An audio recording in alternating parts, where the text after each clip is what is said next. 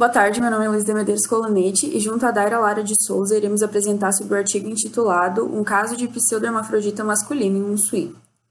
O sexo cromossômico ele é o X ou Y, ele pode ser identificado pela citometria de fluxo, pelo peso molecular, onde daí o Y ele vai ter um peso molecular menor que o X, ou pelo corante de DNA mostrando daí o X grande e o Y pequenininho.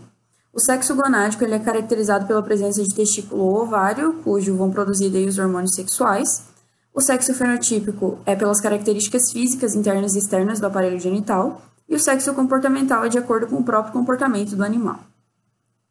A respeito de diferenciação sexual, tem mecanismos distintos em fêmeas e machos. Em fêmeas, a maquinaria do embrião ela já está preparada para formar um ovário, então caso for uma fêmea não precisa acontecer praticamente nada, por assim dizer. No ovário ele é produzido estradiol, onde faz a formação interna da genitália feminina. Os ductos de Wolff eles vão sofrer atresia porque falta testosterona e vão se formar os ductos de Miller. Em machos, nos testículos normalmente são formadas as células de Sertoli e de Leydig. As células de Leydig elas vão produzir testosterona e a testosterona vai fazer com que os ductos de Wolff se desenvolvam. As células de Sertoli elas vão formar o hormônio antimilleriano que tem a função de regressão dos ductos de Miller. Agora, a respeito de algumas definições, a intersexualidade ela é caracterizada por alguma alteração no desenvolvimento que daí não condiz com as características determinadas do sexo genético, sendo os hermafroditas e os pseudohermafroditas encaixados nessa categoria. O hermafrodita ele possui ambas as gônadas, ovário, testículo, ou vai ser ovotextos, que é 2 em 1. Na imagem de cima tem um exemplo de uma porca com hermafroditismo verdadeiro. As setas elas mostram o tecido testicular e a estrelinha mostra um ovário. O pseudohermafrodita macho é o exemplo mais comum. Ele possui testículos e características genitais de fêmea. E o pseudohermafrodita fêmea tem presença de ovário e características de genitália de macho. Ele é o segundo caso mais comum. Na imagem de baixo tem um exemplo de pseudohermafroditismo masculino, onde tem um pênis anormal na região da vulva, presença de trompas uterinas com testículos e estrutura epididimária. No artigo consta que esses tipos de anomalias são relativamente frequentes em suínos e caprinos em comparação a outras espécies. Então, como ocorre o intersexo? Tem alguns relatos que eles dizem que a etiopatogenia ainda não é bem esclarecida, mas tem relatos também que constam essas alterações. E essas alterações ocorrem durante a diferenciação sexual, e em 3 fases, no sexo cromossômico, sexo gonadal e sexo fenotípico. Mas as alterações elas podem ocorrer em qualquer um deles. O sexo cromossômico ele é determinado no momento da fertilização, quando o ócito X ele é fertilizado por um espermatozoide que carrega o cromossomo X ou Y. Em seguida é determinado o sexo gonadal, no qual o gene SRY, localizado no cromossomo Y, é responsável pela masculinização do organismo em desenvolvimento através da diferenciação gonadal em testículos. Se o indivíduo é do sexo genético XX e ele não possui o gene SRY, a gônada ela se diferencia no ovário. O sexo fenotípico se desenvolve de forma ativa no macho devido ao estímulo gerado pela testosterona e o hormônio antimilleriano ele é responsável pelo desenvolvimento do sexo fenotípico na fêmea. Foi observado maior prevalência de intersexos em populações em que há alto grau de cruzamentos consanguíneos, justamente porque envolve essa questão genética. A maioria das causas, elas não são tão relatadas ou não são relatadas dentro da veterinária, mas eu acredito que seja interessante comentar por propósitos didáticos. Em pseudohermafroditas machos, algumas teorias consistem em genes para o desenvolvimento testicular presente no cromossomo X, que normalmente eles permanecem inativados. A teoria mais aceita é que essa anomalia seja causada pela translocação do gene SRY para o cromossomo X, promovendo assim o desenvolvimento testicular em indivíduos XX. Outra possibilidade diz que durante a vida fetal, uma incapacidade dos testículos em produzirem quantidade suficiente de testosterona, ou ainda pode ter uma incapacidade dos tecidos fetais em responderem a tais substâncias produzidas pelos testículos. Já em pseudohermafroditas fêmeas, pode ocorrer uma hiperplasia da glândula adrenal durante o período de diferenciação genital. A excessiva produção de andrógenos pela adrenal causa a masculinização da genitália externa, administração de quantidades excessivas de andrógenos ou progestágenos, insuficiência de hormônio antimilleriano para atuar no desenvolvimento normal, ou um tumor masculinizante materno chamado de arrenoblastoma. Sabendo disso tudo, nós temos uma dúvida. O que isso implica na indústria?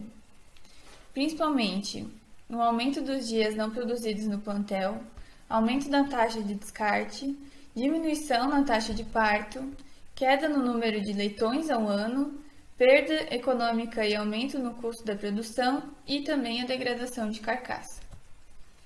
A esterilidade na fêmea é um problema, porque mesmo tendo os ovários funcionais, com a produção de hormônios como o estradiol e a progesterona que são necessários para a gestação, ela não conseguirá prosseguir com essa gestação porque não possui principalmente o útero e por ter uma genitália externa afuncional. Ou seja, nem se quisesse fazer uma inseminação artificial, não teria como realizar esse procedimento. Quanto à degradação de carcaça no macho, seguindo a mesma linha de raciocínio, ele possui também testículos funcionais e, com isso, a produção da androsterona e escatol, que são hormônios sexuais e são responsáveis pelo odor sexual na carne, e com isso ela vai acabar se tornando imprópria para o consumo.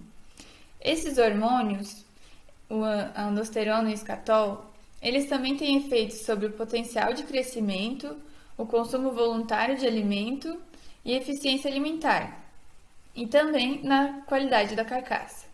Isso ocorre porque geralmente só se descobre o animal intersexo na linha de abate. E uma curiosidade é que alguns desses animais ficam com comportamento sexual de acordo com o hormônio gonadal, por exemplo, as cadelas que tentam montar uma na outra. Existe a possibilidade de tratamento. Na produção de suínos, teria intervenção cirúrgica antes da puberdade, para que não chegue a interferir no sexo adotado. No pseudo-hermafrodita masculino, caso houver uma estrutura anatômica feminina externa e a presença de testículos, se fizer a castração, não vai ocorrer influência na carcaça, por exemplo. Já para os cães, se recomenda também a castração, e no caso de seres humanos, temos a reposição hormonal, para o desenvolvimento das características do sexo escolhido. Esse tratamento da reposição hormonal também é indicado para cães. Nessa primeira imagem, nós vemos a castração com exposição do testículo pela incisão abdominal e exposição do corpo e cornos uterinos, e uma estrutura semelhante a um testículo pela incisão escrotal. Primeiro, na imagem indicada por B, os cornos e o corpo, e na imagem A, o testículo. Na segunda imagem, temos a remoção cirúrgica dos testículos e conseguimos observar o clitóris peniano, está indicado pela seta. Os métodos diagnósticos conhecidos são, principalmente e mais utilizados, a necrópsia e histopatologia, além da cariotipagem, que já foi citada anteriormente, além do estudo citogenético pela cultura de linfócitos por PCR, a dosagem hormonal, raio-x e ultrassom, e a laparotomia exploratória. Ela foi citada, porém, apenas em um artigo de referência do nosso, onde durante a OSH foi realizado esse procedimento para a retirada dos testículos. Agora, falando do relato de caso propriamente dito, foi descrito que na linha de abate de um abatedor em Pelotas, no Rio Grande do Sul, coletaram um aparelho reprodutor de um suíno com 150 dias de idade, pesando 100 kg aproximadamente. O material coletado ele foi analisado macro e microscopicamente com fragmentos das gônadas coletados, medindo aproximadamente 1 cm3. As secções histológicas elas foram transferidas para lâminas e coradas com hematoxicilina e eosina, sendo posteriormente avaliadas por microscopia óptica. O que foi encontrado na análise macroscópica desse suíno foi a vagina e útero, ambas com morfologia normal, juntamente às gônadas, compatíveis com o testículo, e a presença de epidídimo e plexo piniforme nos dois. Essa imagem estava exposta no nosso artigo. Representa esses achados. As gônadas mediam 6,5 cm de diâmetro, com formato arredondado. Para comparar, utilizamos ovários de fêmeas com a mesma idade e peso e mediram 3,5 cm de diâmetro. E os testículos de macho, da mesma idade e com peso aproximado, mediram 8 cm de comprimento e 5 de diâmetro. No exame histopatológico dos testículos, foi encontrado túmulos seminíferos com alterações hipoplásicas de túbulos delgados e tortuosos, escassas espermatogônias e espessamento da membrana basal. Também, células intersticiais normais morfologicamente e em maior número pela contração dos túbulos seminíferos. Não foi encontrado resquícios de estruturas compatíveis com o ovário nas gônadas. Ele possuía 2 testículos com algumas características femininas, presença de útero e genital externo. Então, baseado nos achados macroscópicos e histopatológicos, definiram o animal como pseudo-hermafrodita macho.